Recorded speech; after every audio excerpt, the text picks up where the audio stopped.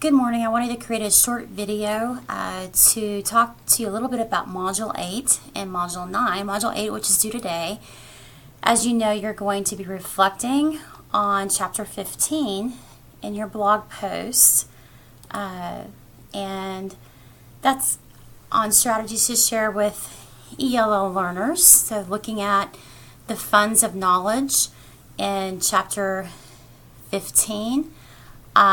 You're going to look at that and then post a reflection on how you feel you could plan a literacy event to meet the needs of ELL learners, and use some information from the readings. And then you'll respond to 2 peers this week.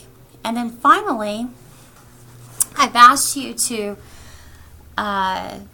reflect on your own growth. So you have a portfolio audit, and I wanted to really take some time this week to create this short video to talk to you about what your portfolio is. Your Blackboard portfolio is a tool that you will use throughout the remainder of your reading coursework here at Sul-Ross. So all of our core graduate reading courses use the Blackboard portfolio tool to help you collect artifacts as you move through the program, because at the end of your program you're going to have a collection of evidence that shows that you've met the standards and competencies associated to becoming a strong reading specialist. So in Module 9 you will be sharing your Blackboard portfolio, and this audit assignment that you are going to be participating in will be one of the documents that you upload to your Blackboard portfolio. Now, your Blackboard portfolio is not due until Module 9 at the end of our time together this semester, but there are instructions on how to create your Blackboard portfolio here, found underneath course content here on this side. And I think it's important for you to look at that, because in your final practicum course you will have to turn in a completed portfolio that has all of your evidences that you've collected over your entire time in the program. So sometimes I think it's helpful for you to see one. So I wanted to pull up a portfolio, a completed portfolio of someone who has completed the entire program, because I think it helps to see an example of someone who's done that. So I'm looking for a certain person's name here. Sorry. Okay, here we are. Yes. So I'm going to pull this up, and you have a cover sheet. Eventually you'll have a cover sheet that'll have just your name, and this is something that you can also print out. So at the end of your coursework you're actually going to have a portfolio that has a cover sheet. And so these are Word documents that can actually go in a binder. So I wanted to share that with you because I think that's important to know that, you know, I'm not asking you to do something that I haven't completed myself. So this is a final product. Yours isn't going to look just like this, but you might want to have a cover sheet and then a table of contents, an introduction. You did a student introduction form at the beginning of this class. The reflective statement, she had a personal statement, a philosophy of education, a vision for reading, a vision for learners, and a vision for professional growth. I asked you to create a purpose statement. That purpose statement could go here.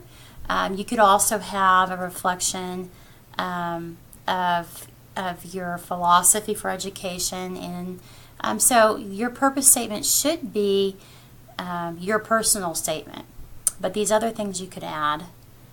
And then she has her resume, and then we have here our 4 reading specialist standards. So your portfolio audit assignment will be evidence of one of these 4 standards. So you're going to go back and look at those standards and competencies and decide where would this assignment fit. So for this assignment, Jill put this under Reading Specialist Standard 1, and here you see her audit. And so I'm going to pull up that so you can see what that looked like. Hers was a little bit different than your assignment, but this is just her assignment from the fall of 2016, so 2 years ago when she took this class, and she went back and reflected on her discussion board assignments. Now, she didn't have a blog like you do, but she went back and reflected on her personal growth. And then this was uploaded to her Reading Specialist Standard number 1. And so you'll do this for each one of your reading courses, and so that at the end of your time, you'll have all of this evidence already uploaded to your Blackboard portfolio. You'll see an accolades section that she created, a reference section, and then a list of professional resources. Okay, so I wanted to share that with you because I think it's helpful to know where you're going. And that's really the end goal, is to have a portfolio in Blackboard so that at the end of your program you can print all this out and put it in a real portfolio binder. And you'll have your blog too, which will be your digital presence. And that should help you grow as a literacy leader and hopefully into a role where you're becoming more of a district resource. Now, I also wanted to take some time to go over some of the assignments in Module 9. Congratulations, Module 9 is the last module in this course. So you'll be working in the remainder of our time in Module 9. So looking at Module 9, you have here a blog assignment. So you're going to complete your reading of the Cobb and Clost book, and you will have one additional blog assignment, which is not due until, I think, November 12th. But then also you're going to go back to an earlier assignment, which was your literacy event that you thought about, and you're going to look at Chapter 11 in your Bean textbook. So you're going to read Chapter 11, and you're going to use that needs assessment that you wrote for a previous assignment in regard to literacy, and you're going to write a grant to help fund that initiative.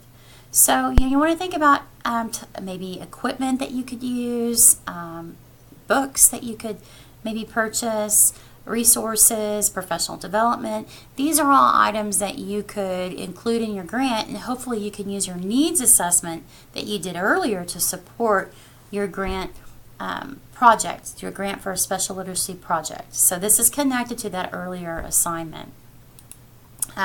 We're going to use the DonorsChoose.org website to do this.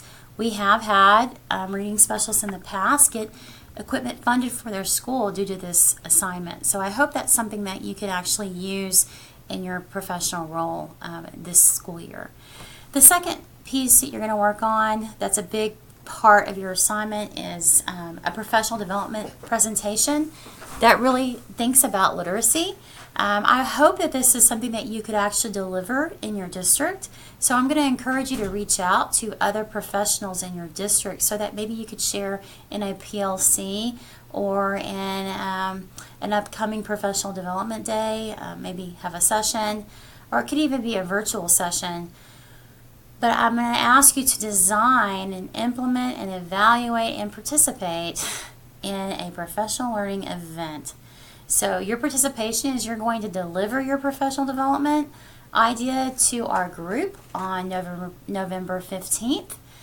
This can be talking about maybe improving reading fluency, improving comprehension.